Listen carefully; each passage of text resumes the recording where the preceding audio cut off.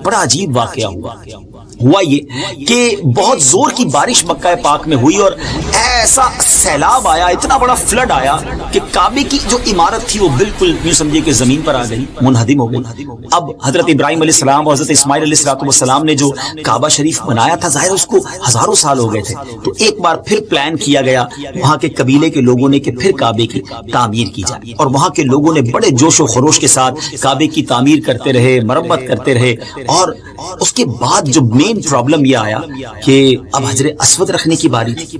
ہر قبیلہ یہ چاہتا تھا کہ ہمارے ہاتھ سے حجر اسود کو فکس کیا جائے۔ آپ نے ابھی سنا نا کہ جب بھی حجر اسود کو کعبے کی دیوار میں لگایا گیا تو وہ انبیاء کے ہاتھوں سے ہوا تھا، پہلے حضرت آدم علیہ السلام کے ہاتھوں سے، پھر حضرت ابراہیم علیہ السلام کے ہاتھوں سے۔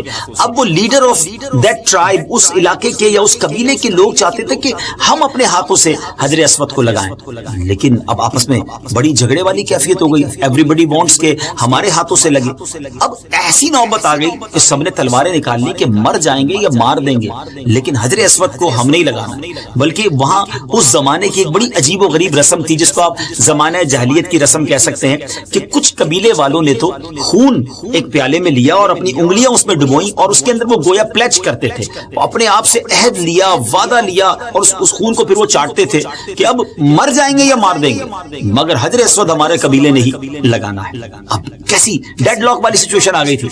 تو اب اس زمانے میں ایک سمجھدار شخص تھا، اور اس نے کہا کہ ایسا کرتے ہیں کہ کل صبح حرم پاک میں جو سب سے پہلے شخصیت داخل ہو اسی کو یہ موقع دیں گے، اور وہ ڈیسیشن لے، وہ فیصلہ کرے کہ اس جھگڑے کا فیصلہ کیا ہوگا اور کون حجر اسود لگائے۔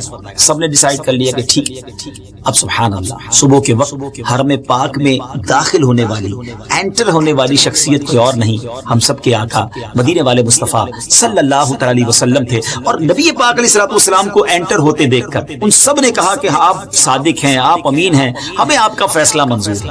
اب ذرا سوچئے کہ کتنا بڑا ڈیسیشن تھا کہ کسی بھی ایک قبیلے کے لیے اگر ڈیسیشن ہوتا تو شاید باقی لوگ لڑنے مرنے پر تیار ہو جاتے، مگر کیا کمال کا فیصلہ میرے آقا علیہ السلام نے لیا، اور اللہ تبارک و تعالیٰ نے کیا عقل مبارک عطا فرمائی تھی، کیا ڈیسیشن پاور تھا۔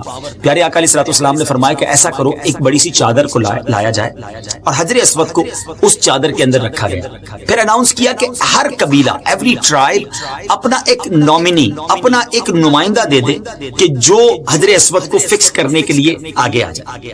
تو سب نے اپنے اپنے گویا سردار کو یا اپنے اپنے نمائندہ کو آگے کر دیا۔ اب پیارے آقا علیہ السلام نے فرمایا کہ سب اس چادر کا ایک ایک کونا پکڑ لو۔ سب نے اس چادر کو اٹھایا، اس چادر پر حجر اسود تھا، اس چادر کو کعبہ مشرفہ کے قریب لایا گیا، اور ہمارے آقا مدینے والے مصطفیٰ صلی اللہ تعالی علیہ وسلم نے اپنے مبارک ہاتھوں سے حجر اسود کو اس جگہ پر لگا دیا۔ سبحان اللہ، گویا حجر اسود کا مقدر بھی جاگ اٹھا کہ نبی پاک علیہ السلام نے اسے اپنے مبارک ہاتھوں سے کعبے کی دیوار میں ایک بار پھر فکس کر دیا، اور یہ لڑائی، یہ جھگڑا، سب سیٹسفائی ہو گئے کہ ٹھیک ہے، ہم اس میں شریک تو رہے چادر کو اٹھانے میں، اور نبی پاک علیہ السلام نے اس کو وہاں پر فکس کیا۔ حجر اسود کے بارے میں فضائل، اس کی جو بلیسنگز ہیں، سبحان اللہ، احادیث میں اس پتھر کی کیسی کیسی فضیلتیں بیان ہوئی ہیں۔ ایک دو حدیثیں آپ کو سنا دیتا ہوں، اب پھر چلتے ہیں قیامت کی اس ایسی نشانی کی طرف جو ہو چکی ہے۔ نبی پاک علیہ السلام نے فرمایا حجر اسود اور مقام ابراہیم جنت کے یاقوتوں میں سے یاقوت ہے۔ سبحان اللہ، اللہ تعالیٰ نے ان کے نور اور روشنی کو ختم کر دیا ہے۔ اگر اللہ تعالیٰ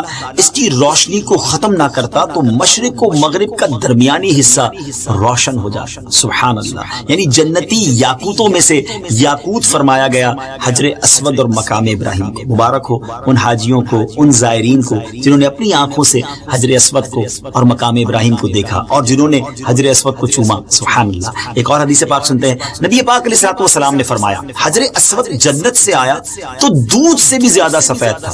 ہے نا امیزنگ بات، اسود تو کہتی کالے کو، بلیک کو کہتے ہیں، اور واقعی وہ تھا ہے بھی بلیک، مگر جب وہ جنت سے آیا تھا اس وقت وہ وائٹ تھا، اور فرمایا کہ دودھ سے زیادہ سفید تھا، وائٹر دین ملک۔ سبحان اللہ، اور اسے بنو آدم کے گناہوں نے سیاہ کر دیا، یعنی انسانوں کے گناہوں کی وجہ سے یہ سیاہ ہوا، اور یہ حدیث ترمذی شریف میں موجود ہے۔ اب آئیے چلتے ہیں اس عظیم نشانی کی طرف، اس واقعے کی طرف جس کا میں نے کچھ اشارہ تو سٹارٹ میں دیا تھا کہ یہ نشانی ہو چکی ہے۔ یہ بات ہے 8 ذوالحجہ 317 سنہ ہجری کی۔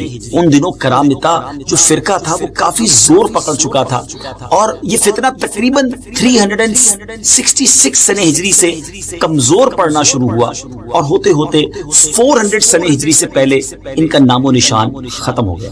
ان کی تعلیمات اور ان کی عقائد، جو ان کے بلیفز تھے، وہ بہت خراب تھے اور شریعت اسلامیہ سے بالکل ٹکراتے تھے۔ وہ اگینسٹ اسلامک رولنگز چلتا تھا اور وہ ایسا کام ہو رہا تھا۔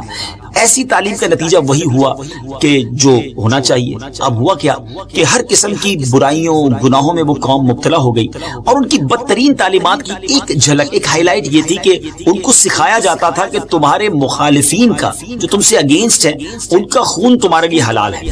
خون ریزیاں مچانے میں اس قدر انتہا تک پہنچ جاتے تھے کہ الامان الفیس۔ کرامتا جس جگہ جس شہر میں جاتے، وہاں کے شہر جی ہاں سارا سٹی ہی اجاڑ دیتے تھے۔ بڑھتے بڑھتے جب مقتدر باللہ کے زمانے میں یہ لوگ مکہ مکرمہ تک پہنچنے میں قابل ہوئے، تو کرامتا کے سردار ابو طاہر سلیمان بن الحسن نے حرم مقدس یعنی کعبہ مکرمہ پر حملہ کر دیا اور اس قدر قتل عام کیا۔ جی ہاں، اتنا قتل عام مکہ مکرمہ میں ہوا کہ زمزم کا جو کنواں ہے، ویل آف زمزم، وہ حاجیوں کی لاشوں سے بھر گیا۔ اللہ اکبر۔ شہر اور مضافات کے تقریباً 30,000 بے قصور افراد کو شہید کر دیا گیا، جن میں 1700 حاجی اور 700 طواف کرنے والے بھی شامل تھے۔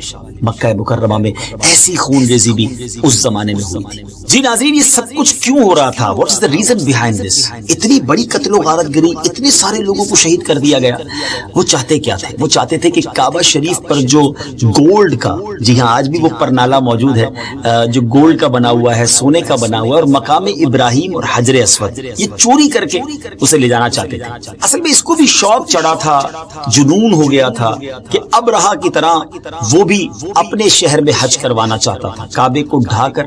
اور یہاں اس کا شوق یہ تھا کہ کسی طرح حجر اسود، مقام ابراہیم اور سونے کا پرنالہ لے جائے۔ ابرہا کون تھا ناظرین؟ اگر آپ نے سورہ فیل پڑھی ہوگی تو جس میں جو ہاتھیوں والا واقعہ ہے، اور یہ بڑا زبردست ہسٹوریکل قرآنی ایونٹ ہے اور قرآنی واقعہ ہے کہ جس میں ہاتھیوں کا پورا لشکر لے کر نبی پاک علیہ الصلوۃ والسلام کی ولادت سے 55 ڈیز پہلے ابرہا آیا تھا، اور اس کا ارادہ یہ تھا کہ معاذ اللہ کعبے کو ہی ڈھا دیا جائے تاکہ یمن میں اس کی سٹی میں لوگ حج کرنے آیا کریں۔ اور یہاں بھی کچھ اسی طرح کی خواہش تھی کہ کسی طرح اس کے شہر ہجر کے اندر لوگ آ کر حج کریں۔ اس کام کے لیے اس نے ایک عالی شان محل بھی بنایا، اس کا نام اس نے دار الحجرہ رکھا تھا، اور اس لیے ابو طاہر نے کعبہ شریف کا دروازہ اکھاڑ پھینکا، غلاف کعبہ کے معاذ اللہ ٹکڑے کر کے اپنے سپاہیوں میں بانٹ دیے، اور واپس جاتے وقت یہ اعلان کر دیا کہ آئندہ سے حج جو ہے وہ اس کے شہر میں ہوا کرے۔